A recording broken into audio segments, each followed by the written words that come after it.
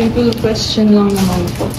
How are you po and what did you feel po after po giving message po dun sa graduate po na batch Manila?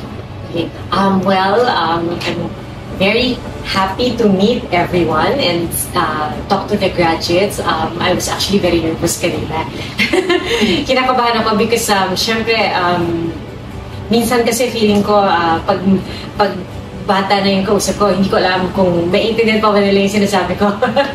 But I'm very happy with the warm reception that I received. I'm truly appreciative of the warm reception. And it's so nice to see all the graduates coming up. Lalo na pag nakikita mo yung kasama nila yung magulang nila umaakyat ng stage.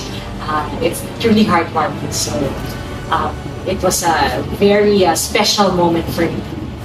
And for the Perpetual Light community po, who will see this video po, can you give po a message din po?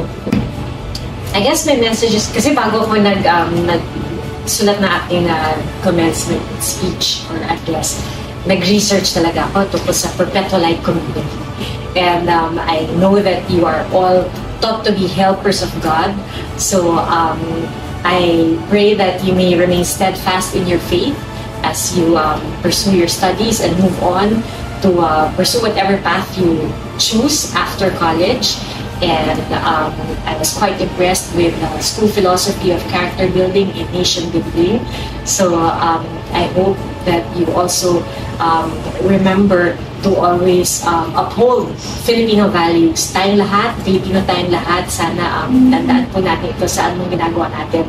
Hindi lamang para sa pagsarili, para sa pamilya, kundi para sa bawat Pilipino. Thank you po. Thank you!